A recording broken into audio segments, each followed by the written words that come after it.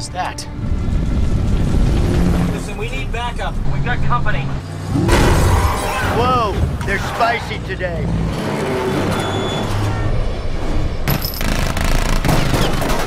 Hey, can we stop for some burgers? I'm getting hungry.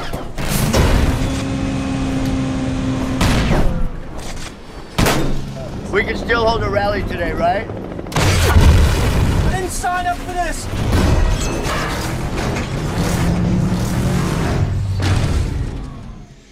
What's up, guys? Your boy Benny. I don't think you're an idiot. I think you can connect the dots. And if given the evidence, then you'll come to the right conclusion. It's actually our job to present the evidence, the hard evidence, around the very mysterious, totally confusing circumstances that just really don't add up around Trump's assassination attempts. All of them. You know, there have been like 3 that we know about over the last couple of months. But this is just, well, no coincidences, right? There are no coincidences in life. There's just patterns. Here's the Time magazine cover from days before President Trump was nearly murdered on his golf course. In trouble. President Trump looking ominously over his shoulder at something dangerous on the golf course. How the hell did Time magazine know how to publish this? Yeah, remember, no coincidences. Well, we found out during that assassination attempt and during the last assassination attempt with Thomas Crooks and with Ryan Ralph that the FBI knew or had contact with the would-be assassins. And now it turns out that a third assassin may have actually been an FBI setup. This is crazy. Breaking: Iranian plot to assassinate Trump was an FBI setup. I'm just going to read it to you, okay? We're going to read it to you. This is from Lee Smith. Lee Smith is a spectacular writer and a great investigative journalist who is independent and is looking into this from a clear-eyed editorial and journalistic, the rigorous perspective. The FBI entraps another fake assassin. Let's go. Editor's note. The day before Matthew Thomas Crooks sprayed gunfire at President Trump, Federal Bureau of Investigation arrested Asif Merchant, a Pakistani national who was admitted into the U.S. visa parole for significant public benefit. The Dallas office of the FBI sponsored Merchant's parole for the purposes of security interests. Huh? The mainstream media has framed the arrest as an Iranian plot gone awry.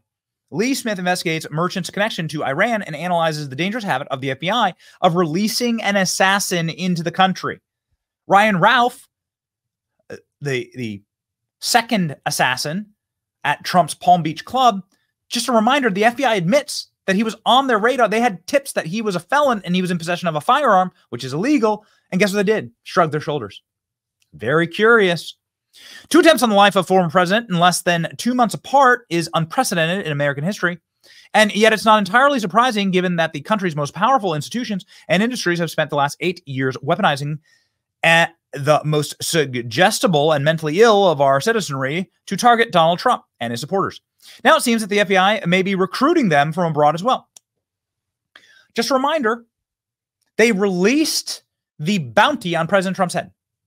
You still don't have the manifesto of the Nashville shooter, but the FBI released that there is a $150,000 bounty on Donald Trump's head for anybody who wants to take the shot. Why would they release that? Oh, there's really only one explanation, and it's not to keep Trump safe. According to the Trump campaign, the office official director of national intelligence recently briefed the Republican candidate on real and specific threats from Iran to assassinate him in an effort to destabilize and sow chaos in the United States. The Secret Service was alerted to these threats before July 13th attempt on Trump's life and reportedly increased his security because of it, but not enough to stop Matthew Thomas Crooks from shooting Trump in the face, killing Corey Compertor, and wounding 2 other attendees.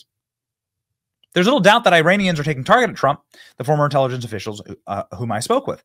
The Iranians are promiscuous assassins, and they hate Trump more than anyone else on earth. Okay, says a retired CIA officer. Got it. All right, makes sense.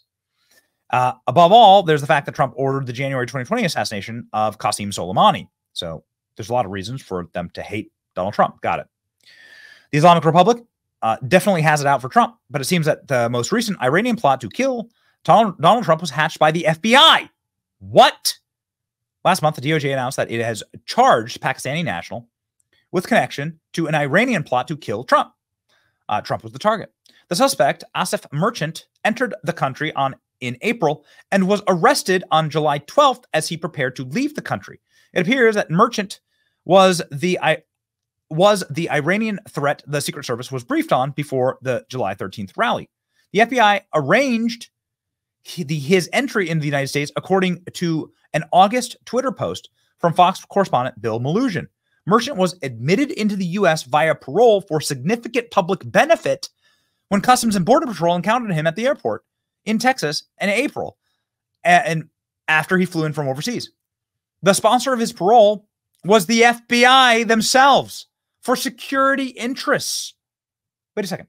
So the FBI let this guy into the country. The FBI sponsored Trump's assassin from coming into the country. One of the three. Maloogian's sources told him that the FBI had intelligence on Merchant before he arrived in the United States and needed him to physically come into the country to develop the case on him and arrest him. And that if they had arrested him at customs, they would not have been able to gather enough evidence for his plot. So the FBI knew that he was there to kill Trump, and they let him go. They, in fact, sponsored him. But to date, there's little evidence the FBI developed a case based on intelligence collected before Merchant's entry. Rather, it seemed more likely that the federal law enforcement imported a terrorist entrapment target for the purpose of fabricating a plot. Former FBI agent turned whistleblower Steve Friend says the Bureau's playbook is simple. Identify a vulnerable person, establish fake friendships and undercover agents and informants, encourage him to agree and commit a terrorist act that he otherwise is incapable of committing, and then arrest him. Friend says that if the FBI really had a probable case for the arrest, it would make sense to facilitate Merchant's travel rather than going through a lengthy and possibly contentious extradition process. But what's curious, he says, is that he was in the country for several months before they executed the arrest. If the FBI had intelligence that Merchant's plan was to kill Trump before he arrived in the United States, then why didn't they just arrest him? It was all information about his actions while in the United States, says Friend. That doesn't mean that he hadn't done anything before then, but it confirms that they didn't have enough to arrest him when he arrived here. Neither the affidavit nor the indictment makes a strong case that Merchant is an experienced operative. The use of coded language, the use of multiple cellular telephones, and the removal of cellular telephones to attempt to avoid surveillance cited in the affidavit is not contrary to arresting agent's contention. So the questions remain, like, what exactly are they doing? In fact, according to the affidavit, Merchant told undercover agents that the people who will be targeted are the ones who are hurting Pakistan and the world, the Muslim world. The FBI resolves this major discrepancy by explaining it away. But that's not what the DOJ records and documents previous Iranian plots show. For instance, the DOJ's 2022 filings regarding the arrest of Iranian national plotting to kill John Bolton specifically identify the suspect as a member of the Iranian National Guard. DOJ documents concerning the 2001 arrest of a Saudi Arabia wanting to kill a Saudi Arabian ambassador shows that he confessed that he met with the Quds Force officials who recruited him, funded him, and directed him to blow up the Washington, D.C. restaurant where the Saudi ambassador regularly ate. There's nothing in the Merchant filings tying him to the Iranian channels. There are other signs that there's something not quite right about the Merchant plot. He was ready to some of the other assassins had millions of dollars, right, of bounties ready to be paid. Merchant offered only $5,000 to kill Trump. So he didn't even have the money.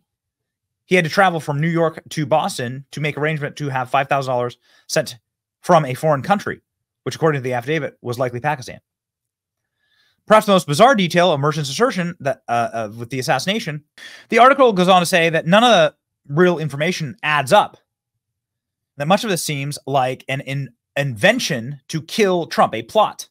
First, by claiming the Iranians were responsible for this effort, deflects attention from the fact that the real two would-be assassins, Crooks and Ryan Ralph, are Democrat Party supporters. Further, says Friend, it boosts the FBI statistics. If they had been aware of some of the plot and brought it to light, then it would be a disruption in domestic terrorist plot. But because they arrested him, it's dismantlement, which is a very rare and very valuable statistic. So they're padding their statistics to get bigger budgets. Disruption interferes with the organization's ability to function, like arresting a member of a drug gang. It disrupts the gang in a way that is going to impede them. So is this all to pad the numbers? The FBI can argue that he was forming an organization and they've dismantled it. The Merchant plot is reminiscent of the Whitmer Fednapping. Court proceedings show that the entire scheme was cooked up by federal law enforcement. The dangers of these kind of entrapment schemes, says the FBI agent, isn't that someone is obviously incompetent as Merchant is going to kill Trump, but that mentally unstable target committed to righting perceived wrongs against the Muslim world, he might have selected easier targets. FBI's problem isn't just fudging statistics to boost a budget and win accolades, raises, and promotions all around, solving a high-profile case. Much bigger issue is timing. After all, Merchant was arrested the day before the first attempt on Trump and Butler. There's no evidence that the Secret Service failures that afternoon can be attributed to anything but incompetence. But the fact that the FBI is importing foreigners and encouraging them in plots against Trump raises the question about both the Secret Service and the FBI would prefer to ignore. Typically, the Bureau hides facts by claiming that they are part of an active investigation and can't divulge it to the public.